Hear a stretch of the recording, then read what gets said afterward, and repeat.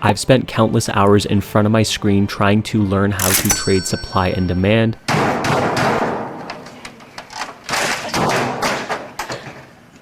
This video, I'm going to teach you everything I learned in less than 15 minutes.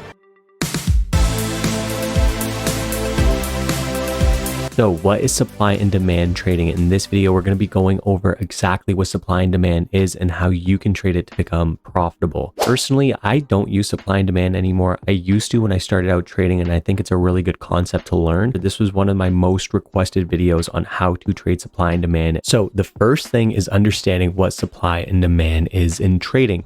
Supply and demand are two important concepts in trading. Supply refers to the number of shares that are available for sale, while demand refers to the number of buyers who are interested in purchasing that stock. Traders use supply and demand zones to anticipate potential price reversals or breakouts.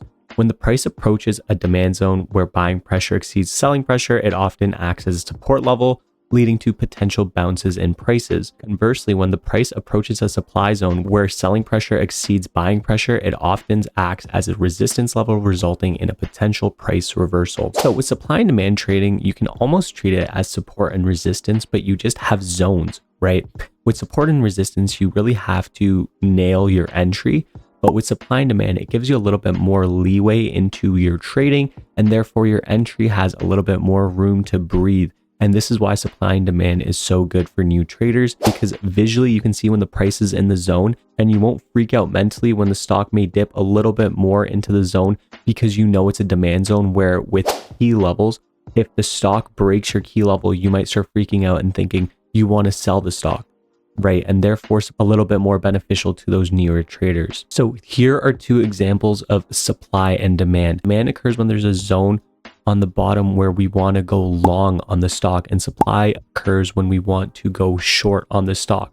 As we can see from these examples, both of these examples have very impulsive moves. As we can see, this trade right here, we have an impulsive move to the downside, meaning sellers were in control, but then buyers came in this demand area, showing that there's buyers sitting here, right? So theoretically, the next time the stock comes back into this zone, we should have orders that weren't filled in this zone prior, which will be filled. And therefore we want to enter on this zone as well, so we can get filled with those orders to increase our probability to win the trade. So there's three rules of supply and demand that I like to follow. Number one, an impulsive move to the zone. So this means we don't want consolidation or range within the trade that we're taking.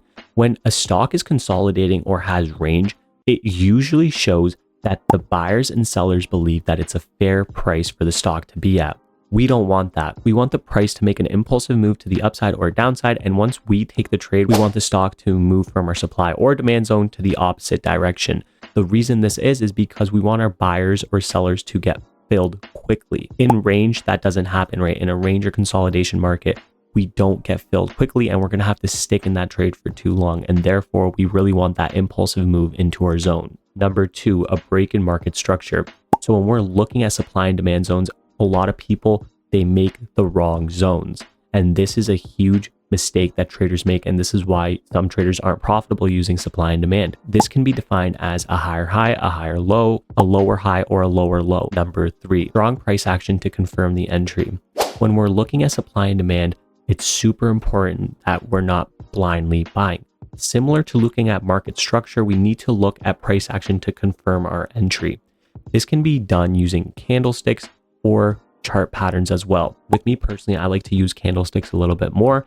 So when we're looking at our supply and demand, these are some of the candlesticks that I would be looking for when we are trading. How to draw supply and demand. Most traders have very different ways to draw supply and demand. Some traders only use wicks, some traders only use the body of the candle, and finally, some traders use the whole candle.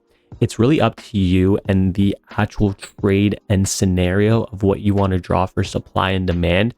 Personally, though, one thing that I like to do is draw the last candle in the opposite direction. So what does that mean? If we have a demand zone, I'm going to mark out the previous or last bearish candle, and then I'm going to draw out my zone from there on that full body candle. And of course, while we're doing this, we are going to identify the higher lows that were created on the chart.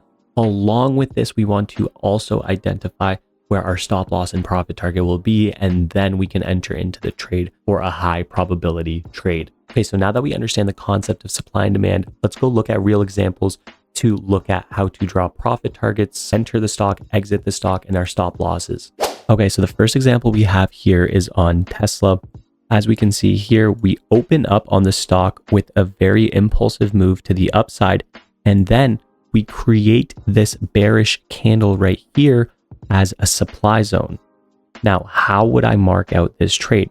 For me personally, I'm going to use the body of this previous candle and the top wick. So we're going to mark it out like this, and this would be our supply zone on this trade.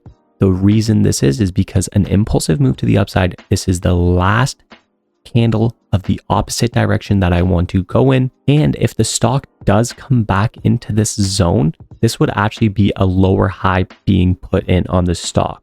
So let's play out this trade. Right here, we can see a bearish candle in our zone right there, right? So we could enter into the stock here with our stop loss above the previous high of day. Okay, previous high of day is our stop loss, and our profit target is going to be the previous low of day on this trade. It would give us a risk to reward of 2.32. So let's enter into the trade here and let's see exactly how this plays out. This follows all our criteria. We just broke that previous low as well.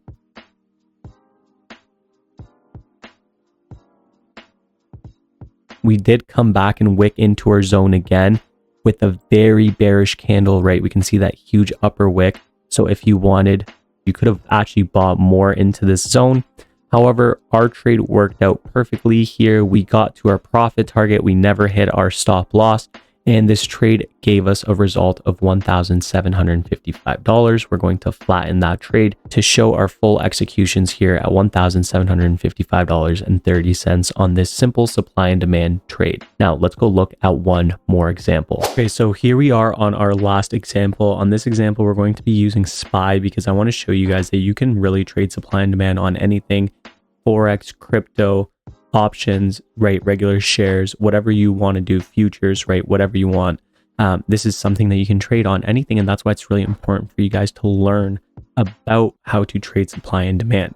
So in this example here, what I see is a clear uptrend on the stock. Now with this clear uptrend, I see that we actually made an impulsive move to the downside right here, right? We can see an impulse move to the downside. And then now what we want is a new high being put in to show that market structure still is to the upside, so we can mark out this new demand zone. So what we want to do is really break this high right here at 427.63, and that'll confirm that we are still trending to the upside. Here we can see we made a really nice move to the upside. So we're going to mark out the previous candle in the opposite direction of where we want to trade, and that demand zone would be on this candle right here, right? On this previous red candle, right? So this one right here. And we're just going to mark this out all the way, and we're going to make this a demand zone just like so. And what we want the stock to do now is come back into the demand zone because it actually left orders unfilled. So there's buy orders in here that were left unfilled. And if we come back into the zone, we should be potentially making a new high of day because there should be enough orders to make that high of day. So let's keep playing out this trade. We can get rid of this line.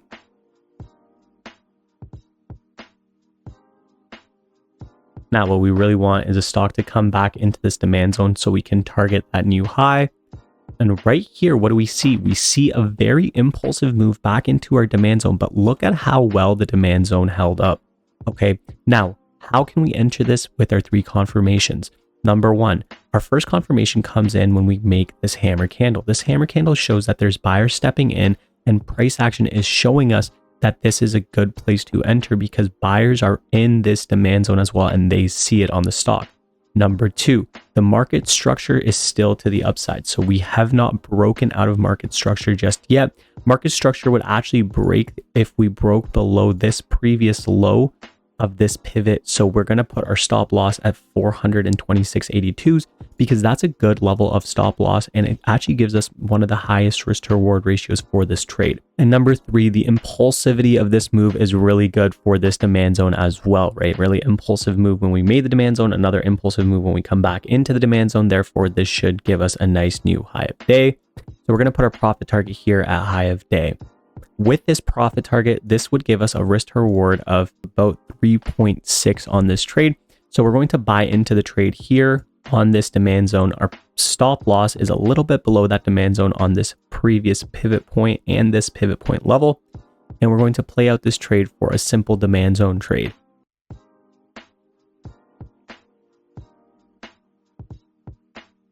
So far, this trade is working out pretty well. We really want to see that new high of day coming in here. Consolidating near high of day. And just like that, right, we just hit that new high of day profit target there at 428.44s. This trade resulted in a $1,000 profit. We're going to sell out of the trade there. And that was a $1,000 profit from the demand zone all the way up to that new high of day. So this is how I like trading my supply and demand zones. I make it very simple. There's a lot of videos on YouTube showing you how to trade supply and demand, but sometimes they're either just wrong and don't tell you how to trade supply and demand correctly, or they're too long and too hard to understand. So I hope this video helps simplify how to trade supply and demand. This is really the only video you're going to need to actually become a master at trading supply and demand. If this video helped you, make sure to leave a like. If you have any questions, make sure to put them in the comments down below. Make sure to follow me on Instagram and Twitter, and I'll see you guys next week with a brand new video.